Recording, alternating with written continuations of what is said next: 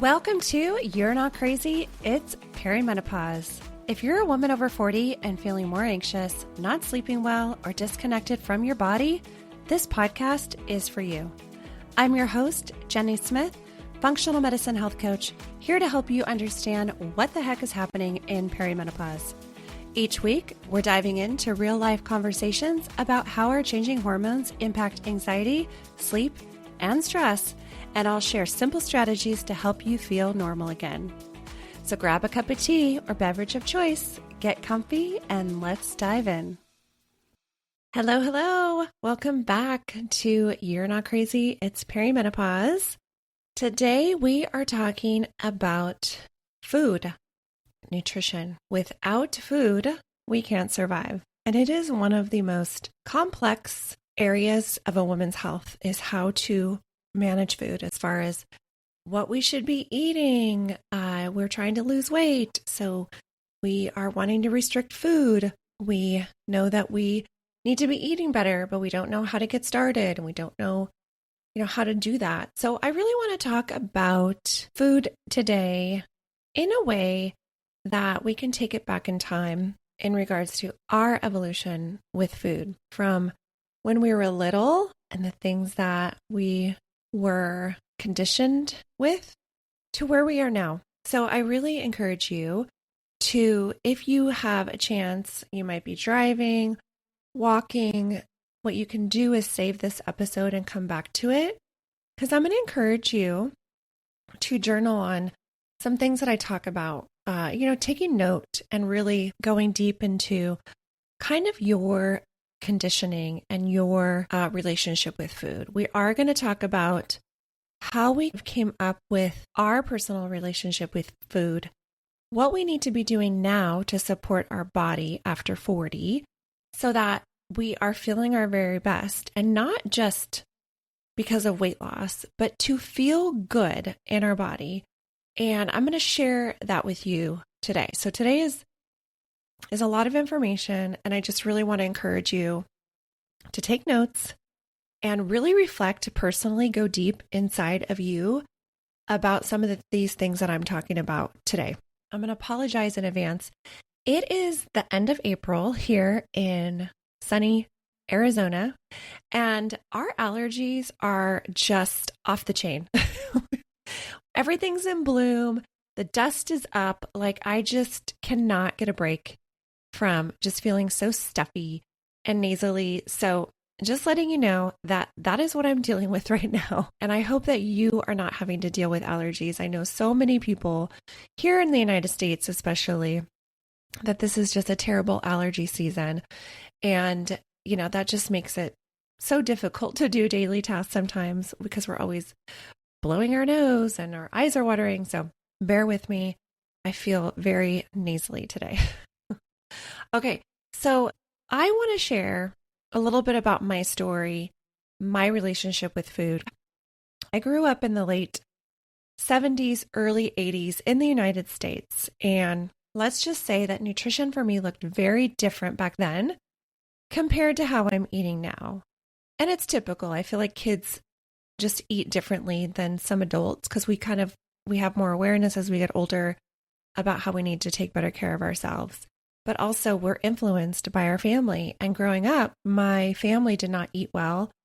My typical breakfast was cereal in front of the TV, watching cartoons, Garfield, just the cartoons to start my day. Snacks. My mom had a junk food drawer and it was within our reach. My friends would love to come to my house because when they opened up that junk food drawer, there was Twinkies, Ding Dongs, Hostess cupcakes. They were just like, this is amazing that you have this junk food drawer. And I ate that pretty regularly. That was in my lunchbox for school, was some kind of dessert along with my sandwich and chips. That was normal. And it was normal for a lot of people. Not everyone, because my friends were like, wow, we don't have this junk in our house. We don't have a junk food drawer. But typically, it was pretty common. That's how we ate as kids. And looking back now, it makes so much sense to me why I struggled as a kid with mood swings, anxiety. And I remember feeling really blue a lot. Like I was kind of a grumpy kid. And now that I think back with everything that I've learned, I'm like, maybe that's why. Because I really just ate terribly and my blood sugar was not stable. Like I was clearly probably on this constant roller coaster swing because, like I said, breakfast was cereal, lunch was a sandwich and chips, maybe an apple or a banana. And then dinner, my mom cooked every night. So we had good home cooked meals. But I remember we had canned vegetables, like we never had fresh vegetables. And it wasn't until I got older when I started eating more fresh vegetables, I was like, wow, this is amazing. Why did my mom buy canned? And I don't know. I think it just was kind of like common back then to serve canned veggies. So it's no wonder that I wasn't feeling my best.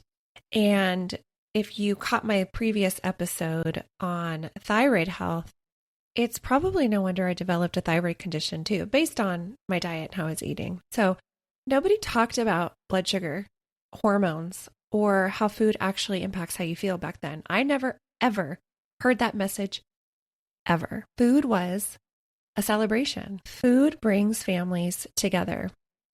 When we came together, we ate. We ate a lot of good foods. It was special. For birthdays, we had cake. And, you know, for most families back then and even now, food is used as a symbol of love and celebration. When my daughter was 3, she spent a lot of time with my dad before he passed away. And one of the ways that he spoiled her was with food. I would drop her off. She'd spend a couple hours with my dad. I go to pick her up and I was like, what'd she eat? He's all, oh, she had like 5 Go-Gurts. I was like, what? What are you doing? He's all, well, it's healthy. It's yogurt. You know, he didn't know, but he thought it was just really fun to spoil her with the yogurt. And my mother-in-law, she loves to spoil my kids with special treats and baking. It's like a symbol of love and it's very special. And it's not anything that is considered to be bad or we shouldn't do. Food, down to its core, is meant to fuel us and sustain us for survival and to give us energy. And in today's day and age, we use food for so many other things. And so I just want to, encourage you that look back at your childhood and look back on how food was used in your home. You know, it's not just what we're eating today, it's our relationship with food. And I have learned so much on my own healing journey about how we're feeling is directly correlated with what we're eating and how we're feeling our body. From a young age, we start forming beliefs about food. And I want to ask you these questions. I want you to really think about this. And maybe this is where you kind of pause and you think about how food was used in your home and your upbringing and how it's kind of shaped how you see food today and how you create your meals and how you spend your time eating, things like that. So when you were younger, were you told you're a good eater versus a bad eater? I remember I was very picky as a kid. I wouldn't eat a lot of things. And my best friend at the time, she was not very picky and she would eat more things. And I would be like, oh, this is gross. I don't want to eat it. And she said, God, you're so picky. No wonder you're a toothpick. And I don't remember a lot of things, but I remembered that. And I was very, very skinny as a kid, very skinny. And it was because I was very picky with what I was eating. And she's like, no wonder you're a toothpick. And that stuck with me. So I was considered a very picky eater. And I think about with my own kids when I was raising them, like, oh, she's a good eater. Or she was a good eater up until 4. And then she was very picky. Like I say those things and create those labels with my kids. And those labels were created for me as a kid too. Or maybe you have used food as a reward, or it was used with you as a reward. I did this with my kids. I remember when I was potty training my daughter, go potty in the big girl potty and you get a piece of candy. or, just bribing them with, you do this and you can get a cookie. That is common because it's just what works, right? Even teachers today, it's like, oh, you do your homework and you get something from the candy jar. My son would get touchdowns in his football game and my husband said, off to Dairy Queen to celebrate. And that's a message that my son's receiving. I did well. I should go get a Blizzard at Dairy Queen. And it was like a conditioning. He's like, hey, Dad, I got 2 touchdowns today. Can I go get Dairy Queen? That is like, okay, if I do this, I get this. So thinking about your life, have you had food as a reward for you? Or you might hear, I worked really hard today, so I deserve this cookie, or I deserve this piece of cake, or this caramel macchiato from Starbucks. Whatever it is, think about it for you. Do you use food as a reward? Many of us use food as comfort.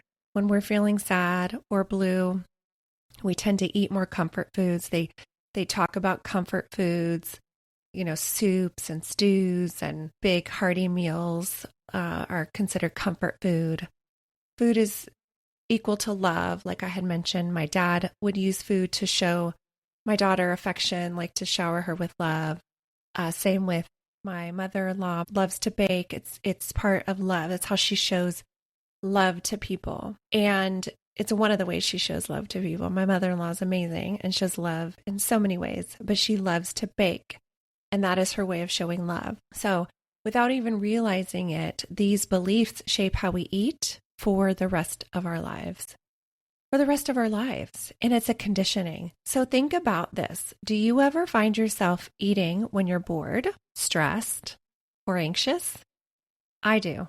I am a stress eater. It is a default of mine that when I'm stressed, I want to reach for something salty, chocolatey, and I have to catch myself. And I have to catch myself in the moment and say, okay, what else can I do that's a little bit more productive to ease the stress that I'm feeling right now? What about, do you feel guilt after eating certain foods? If you're eating something that tastes good and you enjoy it, do you feel guilty after? Do you label yourself as good or bad based on the choices that you make? Think about all those things. Like, do you ever find yourself judging yourself about food? This is conditioning. This is why it is so difficult when you are making changes to your nutrition that you default back to old behaviors because you are conditioned in a certain way and you have to break that cycle. And in order to do that, you have to recognize it within you. What are the triggers? What is the reason why you default to this? Thinking about when you were little, how food was a part of your home and how the relationship with your food till now. There are so many layers to this. Our biology wires us to crave sweet foods. It's a survival instinct. From an evolutionary perspective, sweet taste often signaled energy.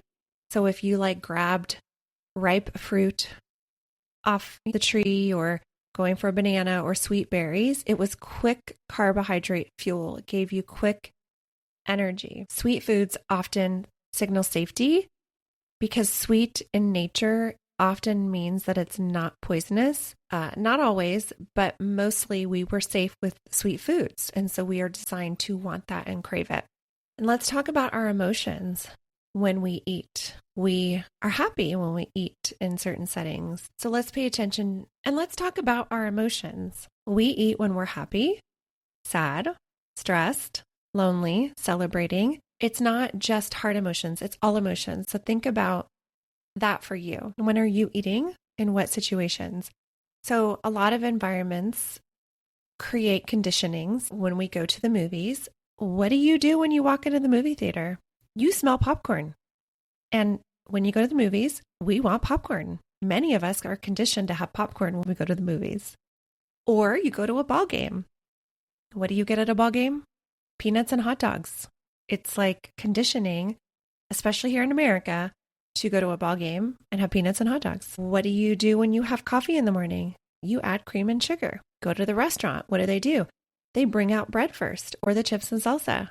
It's just part of the conditioning of our environments. And these learned patterns start to feel automatic. It's like an automatic when we go to the movies, let's have some popcorn. And so think about your family influence too. Did you guys all eat together as a family? Was food used as comfort in your house? Was somebody always dieting in the background? I don't remember that in my house personally. My mom did have hypoglycemia, so I know she had to watch her diet, but she never talked about restricting food. And my mom, she did not eat well, but she was not dieting to try to lose weight. But she had a relationship with food where she was very into sweets and sugar, and probably why we had a junk food drawer was partially because of her, and she loved it too. So really thinking about all of that can shape your current food habits more than you think. And this is where I want to kind of transition to now, where, especially now with everyone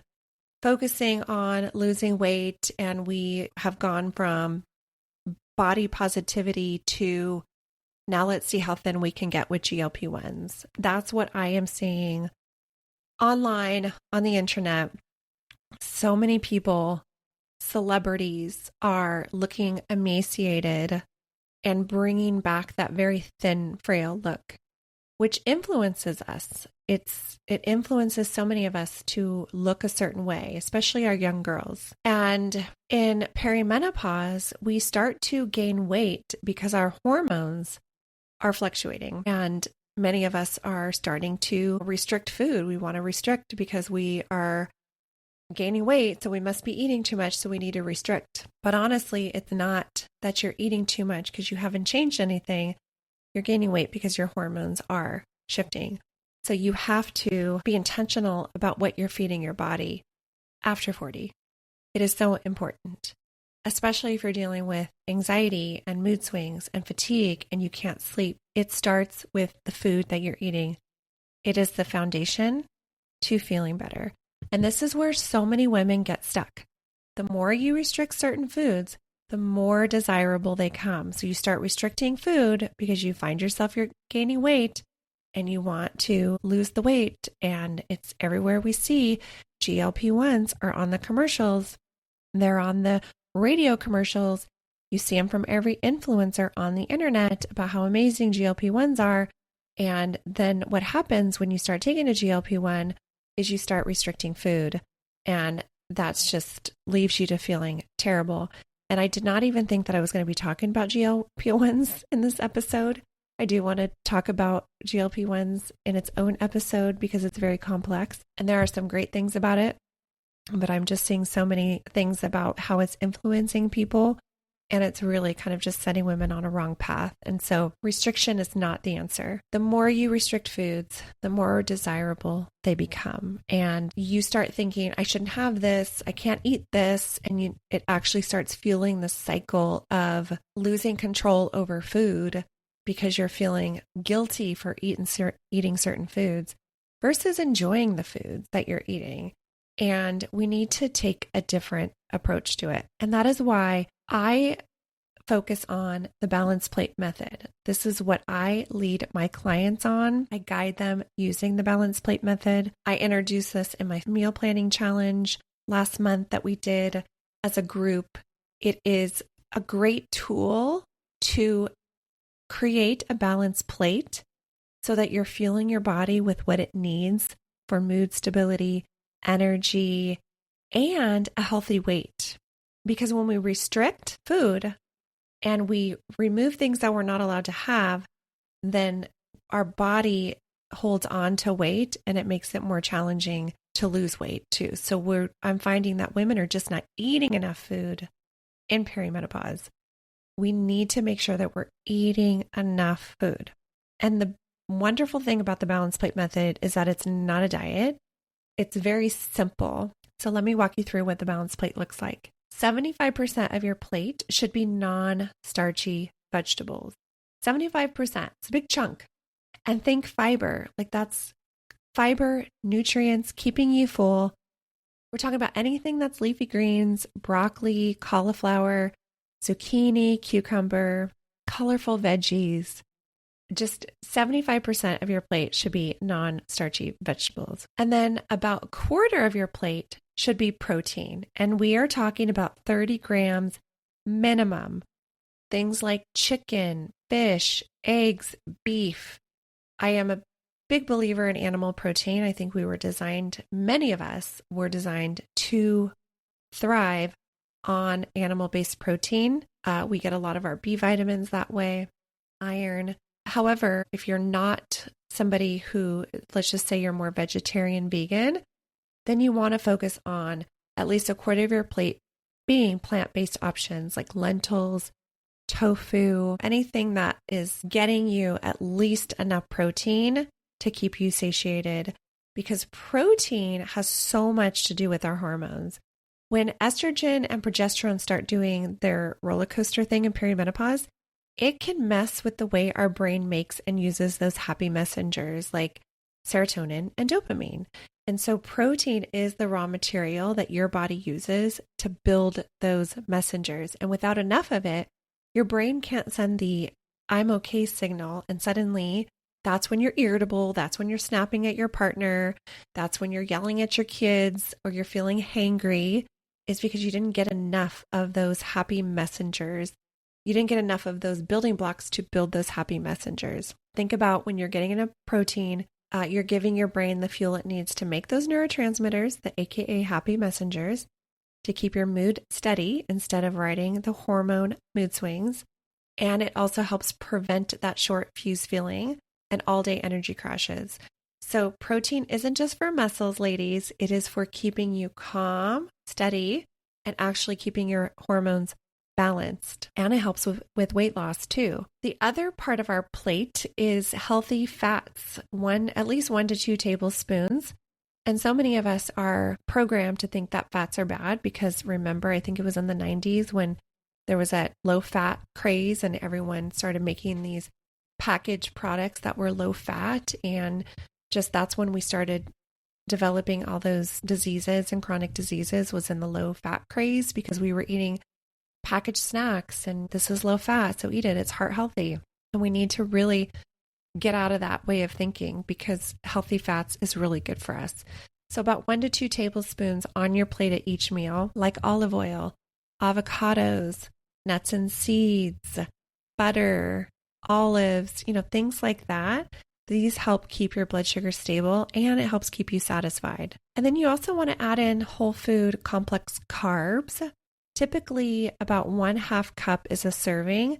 And I try to keep my servings of complex carbs at least 2 servings max a day. Sweet potatoes, fruit, quinoa, beans. This is just not eliminating the foods, but being intentional about our portion sizes. And this is really helpful. This whole balanced plate that I just reviewed with you, with the non-starchy veggies, the protein, the healthy fats, and the complex carbs, it works because it keeps your blood sugar stable, meaning you won't have those energy crashes. If you start with a good breakfast, eating the balanced plate method, you're not going to have a 3 p.m. crash. Your cravings are going to be under control. You're going to have more energy throughout the day, not wanting more caffeine to get through the afternoon, not feeling like you need to take a nap. And when you are feeling your body this way, you're not always thinking about food and thinking about your next meal. If you are eating half hour later, an hour later, you're hungry, you're ravenous again, your blood sugar is off and you should be able to go 3 to 4 hours in between a meal until you're hungry again with good energy. That is all about you might have heard the saying metabolic flexibility. When you are hungry shortly after a meal, your body is reliant on sugar for fuel. And when you're eating in a more balanced way, a more stable way, then you're able to be more flexible with food versus having to constantly be eating to sustain that energy, if that makes sense. And this is just taking time to really get into the habit of eating a balanced plate to feeling normal again. And you probably have noticed that I didn't say restrict this and don't eat sugar and don't eat processed carbs. No, that's not what I'm saying. Start with the balanced plate. And then if you are still hungry and want your chips or, you want your bagel and cream cheese, then have it, but start with the balanced plate. And then you'll notice that when you design your meals with the balanced plate method, you're not hungry for those other things. Like you don't want those other things because you're satiated, you're feeling good. And that's why I love the balanced plate method. It works. And I just noticed so many of the women that I work with, they're not eating enough, and especially enough protein. And that is why I created the Protein Fix Guide. It is free. And in the guide, I give you a visual of what 30 grams of protein actually looks like.